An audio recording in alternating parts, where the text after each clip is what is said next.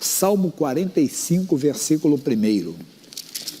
Salmo 45. Esse assunto começamos alguns cultos atrás, e Deus abençoando bastante. Salmo 45. E o salmista diz assim: o meu coração ferve com boas palavras. E o seu? A boca fala, o coração está cheio. Nós temos que trazer a boa palavra para o nosso coração. Nós temos que aprender a meditar na palavra de Deus e trazê-la para o nosso interior, porque aí falaremos sempre de acordo com a palavra, falaremos sempre em comunhão com a palavra de Deus. Mas o bonito vem agora, daqui a pouquinho. Ele diz assim: falo no que tenho feito, do que tenho feito no tocante ao rei. A minha língua é a pena de um destro escritor. Veja o que o profeta Isaías fala. Isaías capítulo 50, isso eu dei alguns cultos. Isaías 50, versículo 4. Isaías capítulo 50, versículo 4. Ele diz: o Senhor Jeová me deu uma língua erudita, sábia, né? Vamos dizer assim, capaz, instruída, cheia de conhecimento. Essa é a língua erudita. Para que eu saiba dizer a seu tempo uma boa palavra ao que está cansado. Às vezes a pessoa está tão pertinho de você e você não percebeu que ela está cansada, ela está deprimida, ela está angustiada, às vezes está com uma doença e você não sabe. Mas isso não é só para as pessoas, por exemplo, que estão ao nosso redor, no trabalho, não, é dentro de casa. A pessoa dentro de casa, que nós temos que ter uma boa palavra para levantar quem está ao nosso lado. Temos que dar uma boa palavra para levantar a autoestima de alguém que, como eu falei, está deprimido, está desanimado. Às vezes já ouviu quem falar, está com minhoca na cabeça? E você nem sabe. A pessoa está com besteira na cabeça, está passando besteira pela cabeça dela e ela não percebe, ninguém percebe o que está acontecendo com ela. Então você, se for instruído por Deus, se for dirigido pelo Senhor, Deus vai colocar essa palavra e você vai falar de maneira certa. Ele está dizendo para nós aqui, ele diz: o Senhor Jeová me deu uma língua erudita para que eu saiba dizer a seu tempo uma boa palavra ao que está cansado. Depois eu falo mais sobre isso aqui. Nós vamos agora, pessoal, lá na Bíblia Sagrada, no Novo Testamento, Efésios 4, 29. Isso eu tenho também em outros cultos. Efésios 4, 29. Diz: não saia da vossa boca nenhuma palavra torpe, de torpeza, de destruição, mas só a que for boa para promover a edificação, para que dê graças aos que a ouvem. E veja a consequência disso: e não entristeçais o Espírito Santo de Deus, no qual estáis selados para o dia da redenção. Então nós temos que tirar de nós isso. Quer dizer, aí ele fala amargura, tudo isso. Por quê?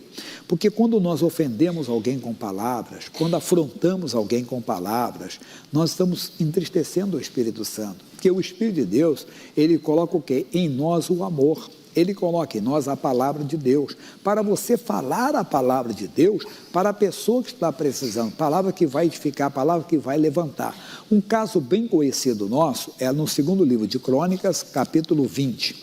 Isso você tem em outros cultos. Segundo livro de Crônicas, capítulo 20. O versículo é o 12. Não vou ler tudo não, só um resumo aqui. 3 nações poderosas se levantaram contra Judá. Josafá era o rei de Judá.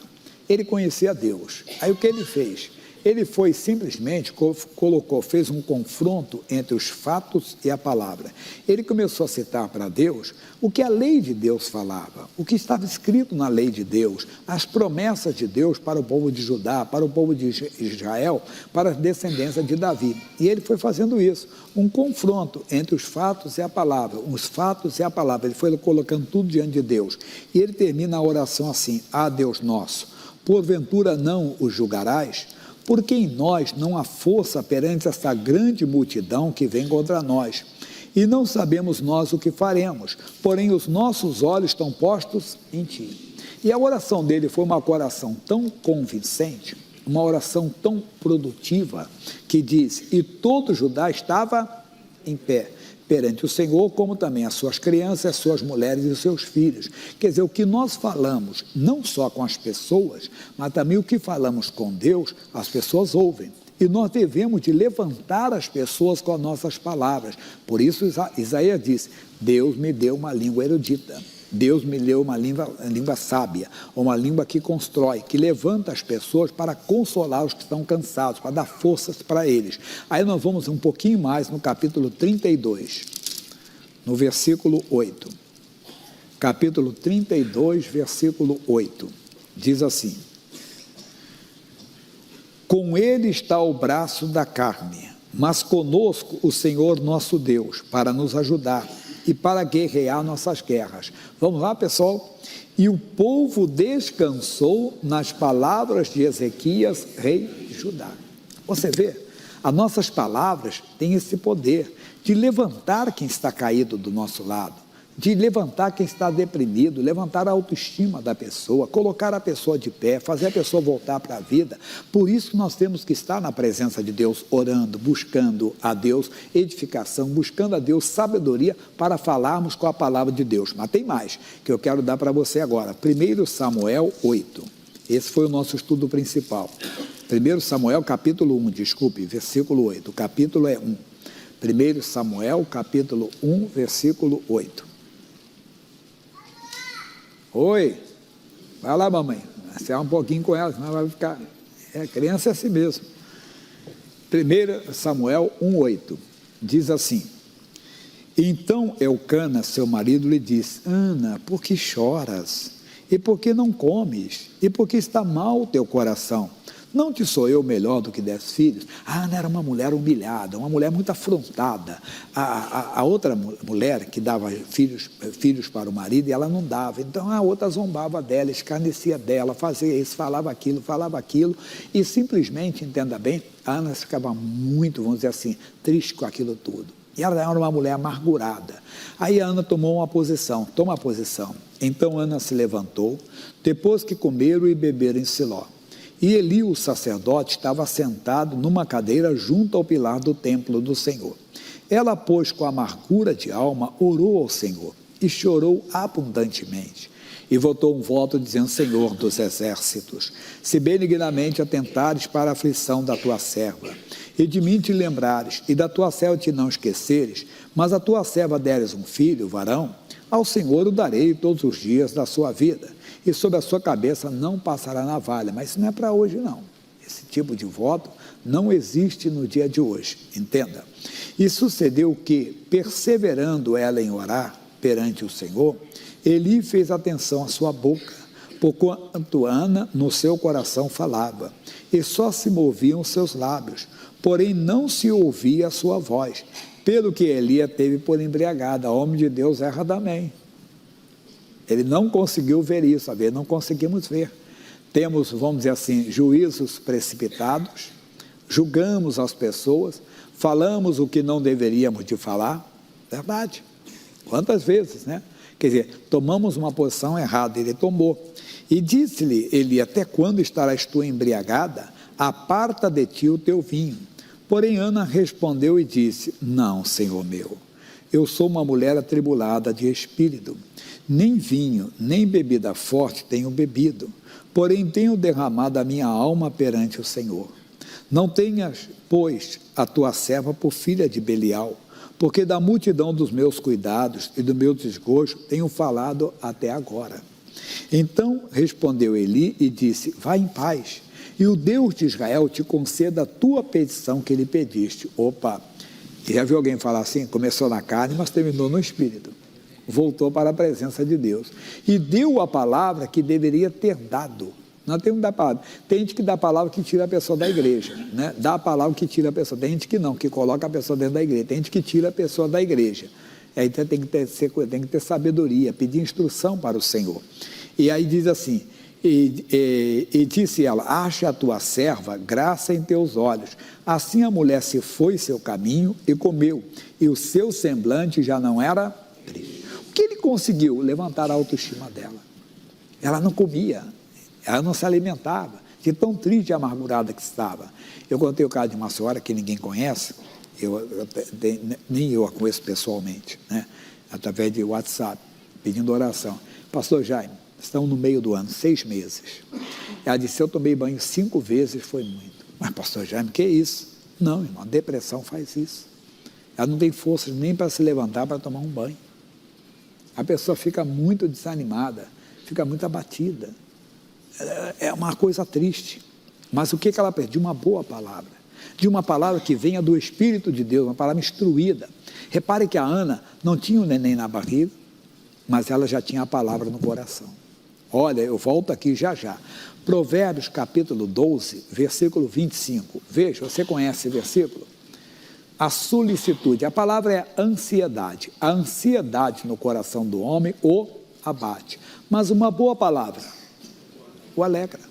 É uma boa palavra que nós temos que pedir para a nossa família, que a esposa tem que dar para o marido, até quando você é afrontado, irmão.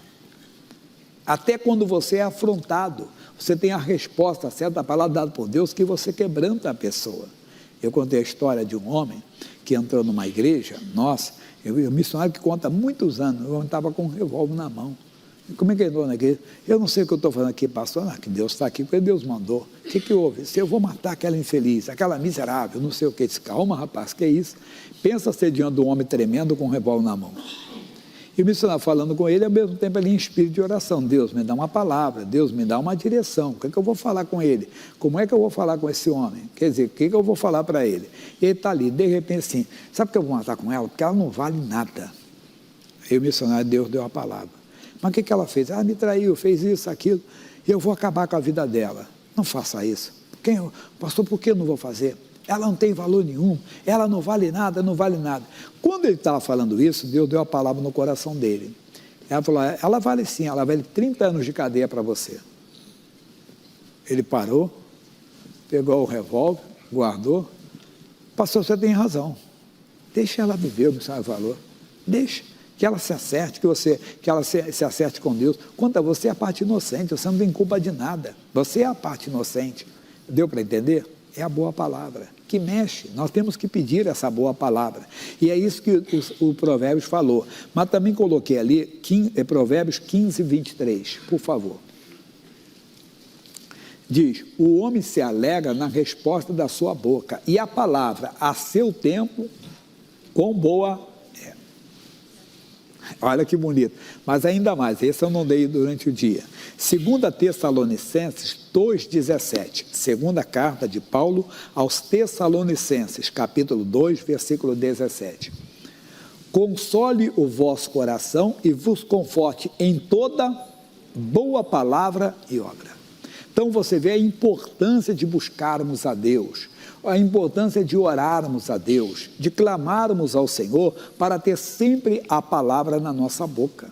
Sempre a palavra dada por Ele, porque a palavra dada por Ele vai levantar quem está cansado, vai levantar quem está deprimido, mas mexe até com você mesmo, até para você mesmo. Você tem que aprender a falar palavras que vão mexer com o seu bem. Não, eu sou de Deus, eu sou de Jesus, eu tudo posso naquele que me fortalece. Mas aí eu quero continuar aqui, que tem a parte final. E versículo 19, e levantaram-se de madrugada e adoraram perante o Senhor. E voltaram e vieram à sua casa, a Ramá. Eucana conheceu a Ana, sua mulher, e o Senhor se lembrou dela. E sucedeu o quê? Conheceu que ele teve relacionamento, que era a esposa dele. E sucedeu que, passado algum tempo, Ana concebeu e teve um filho e chamou o seu nome Samuel. Porque dizia, o tenho pedido ao Senhor. Deus concedeu. É isso, a estéril se tornou mãe de filhos. Qual é a nossa mensagem? Foi a boa palavra que ele entregou para ela. É essa palavra que o Isaías falou. É essa palavra que o salmista do Salmo 45 falou, que nós temos que falar. E agora você vai ver a segunda parte, também é matéria nova. Até o que falamos para Deus, traz a bênção ou não traz a bênção. Como assim? Jesus falou, Mateus 12, 37. Leia. Por tuas palavras serás justificado, por tuas palavras serás condenado. Vamos para Marcos, capítulo 9, versículo 29. Marcos 9, 29. Tudo matéria nova. Capítulo 9, versículo 29. Diz, capítulo 9, desculpa, capítulo 7. Eu tinha errado na hora que eu fiz meu esboço, rabisquei e estava lendo errado. É 7:29. 7 ao capítulo 29 é o versículo. E diz assim, 7:29. Então ele disse-lhe, por essa palavra vai, o demônio já saiu da tua filha. É aquela mulher Cirofenícia que ia atrás de Jesus, rogando, Senhor, tem misericórdia de mim, que minha filha está miseravelmente endemoniada. Jesus disse, olha, eu não fui enviado senão as ovelhas perdidas da casa de Israel. Os discípulos, Senhor, despede essa mulher que ela está perturbando todo mundo. Jesus disse, olha, não é justo tirar o pão dos filhos e lançá-lo aos cachorrinhos. Sabe o que ela falou? Mas os cachorrinhos comem das migalhas que caem da mesa do filho. Não vou entrar no mérito, não. Aqui, por que ela falou isso? Mas a palavra que ela falou foi importante para Jesus, porque ele disse, por essa palavra vai, o demônio já saiu da tua filha. E talvez nós estamos indo a Jesus, estamos adorando a Jesus, mas o que falamos anula a bênção de Deus. Nós não perdemos, Jesus falou, por tuas palavras, volta para Mateus 12:37, por tuas palavras serás, cadê o rapaz lá? Serás justificado, e por tuas palavras serás condenado. Então é importante. Também o Salomão, lá no primeiro livro de Reis, capítulo 3, versículo 10. Primeiro livro de Reis, capítulo 3, versículo 10. O que? E esta palavra pareceu boa aos olhos de quem? Do Senhor. Que Salomão pedisse essas coisas. E disse-lhe Deus, porquanto não pediste essa coisa, e não pediste para ti riquezas, nem pediste a vida de teus inimigos, mas pediste para ti entendimento, para ouvir causas de juízo. Eu que fiz segundo as tuas palavras, eis que te dei um coração tão sábio e entendido, que antes de ti teu igual não houve, e depois de ti teu igual se não levantará. E também até o que não pediste te dei, assim riquezas como glória, que haja teu igual, que não haja teu igual ante entre os reis por todos os teus dias. Pronto, falou claramente para nós. O que é? É a palavra. Então, o que nós precisamos? Vamos voltar onde nós começamos. Quem lembra? Salmo 45. Aí diz assim, você está esquecendo, né, pastor Jaime? Não, aqui eu tenho cola, aqui tu pode ter cola. Aqui eu tenho esboço, aqui pode ter. Eu quero ver se você está ligado com a mensagem. Salmo 45. Então ele está dizendo, o meu coração ferve com boas palavras. Nós precisamos, tanto para falarmos com Deus e principalmente, olha só, o entendimento que Deus nos deu, essa compreensão, para levantar quem está do nosso lado, que às vezes está caído, precisando de uma boa palavra, às vezes é alguém da família, meu irmãozinho, que você seja um portador de boas palavras. Que você seja um portador de palavras que levantam, que edificam, que salvam, que curam, que pode até repreender, mas quando é dada por Deus, mas dada por Ele, porque às vezes até a nossa palavra, queremos ajudar a pessoa, mas não falamos o que deveríamos de falar. Falando dirigidos por Deus, nós vamos ver coisas maiores ainda, tá bom?